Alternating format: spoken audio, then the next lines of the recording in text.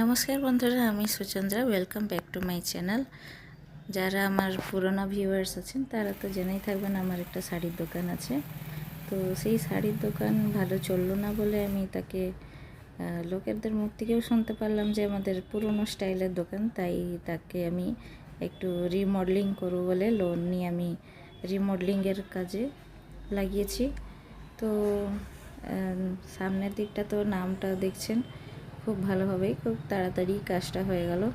কিন্তু এই যে ভেতরের যে কাজগুলো আছে সেই ছোটোখাটো কাজই, কিছু এমন বড় সড়ো কাজ নয়। খালি দেয়ালে পলিগ্রেনেট লাগানো হবে, আর একটা ট্রায়াল রুম একটা তৈরি হয়েছে, আর এই টেবিলের উপরে সানমাইকা লেগেছে, আর এই টুকিটাকি কাজ আছে, কিছু এমন খাস কাজ নয়।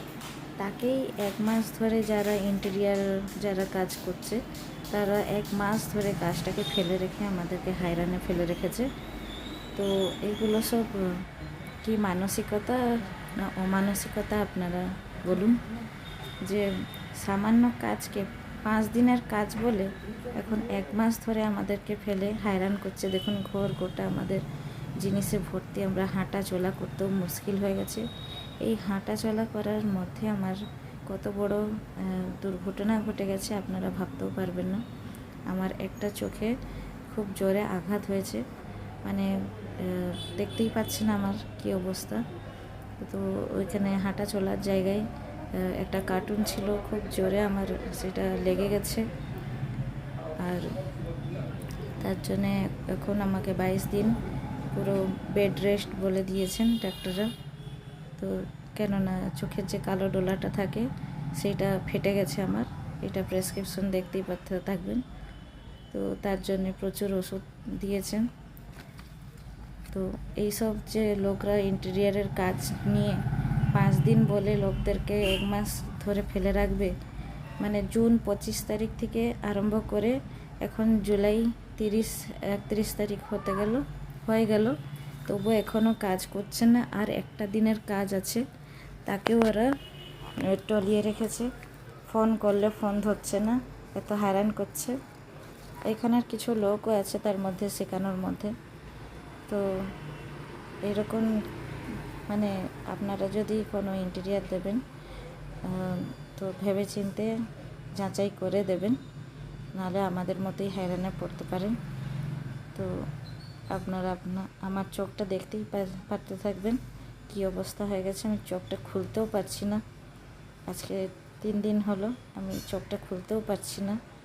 আর কালো চশমা পরতে বলেছেন, তো কত টাকা আর খরচ করব ভেবে তো এইটাই সানগ্লাস আমার আছে, এটাই পরে দিন কাটাচ্ছি।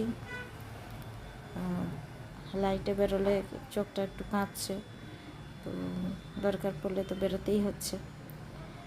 আর ঘরটা দেখছেন কমপ্লিট হয়ে এসেছে, কিন্তু আর একটা দিনের কাজের জন্য ওরা এত হয়রান করছে আমাদেরকে আপনারা ভাবতেও পারবেন না।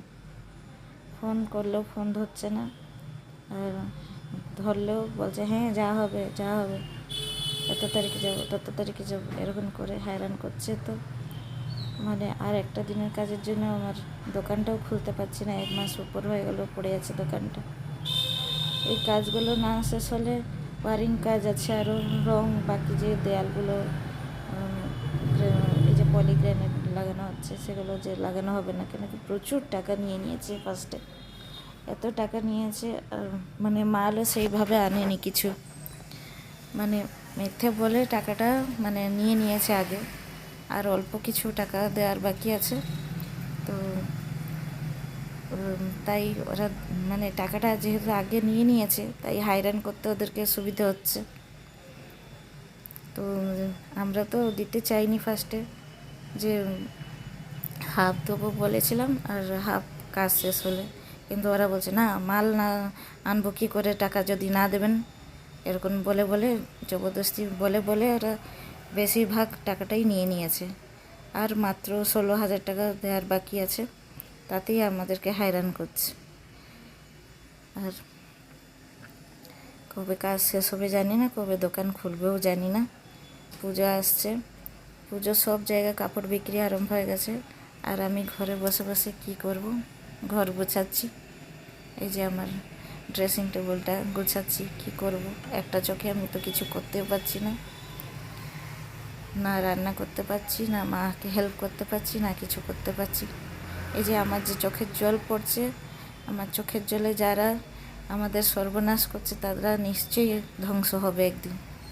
যারা শিখিয়ে লাগা ভাঙা করিয়ে বারণ করিয়ে রেখেছে, ওদেরকে হ্যারাস করতে বলেছে, ওরা নিশ্চয়ই একদিন শাস্তি পাবে। আমার চোখের জল ওদেরকে ধ্বংস করে দেবে। আমাদেরকে যে হয়রান সবসময় করছে, ছোট থেকেই এখানে কিছু লোক আছে, মায়ের মামার বাড়ি আছে, আরও এখানে আশেপাশে কিছু দোকানই আছে, ছোট থেকেই আমাদেরকে সবসময় হয়রান করে। টুকিটাকি যে কোনো মিস্ত্রি লাগাবো না কেন, যে কোনো কাজ করি না কেন, সবসময় আমাদেরকে হয়রান করে এসেছে। ঘরে বসে বসে আর কিছু কাজ নেই, এইসবই করছি। এখন 22 দিন আমাকে পুরো বেড রেস্ট নিতে বলেছে। দেখা যাক কবে এরা কাজ শেষ করছে। আমার চ্যানেলটিকে সাবস্ক্রাইব করবেন। ধন্যবাদ।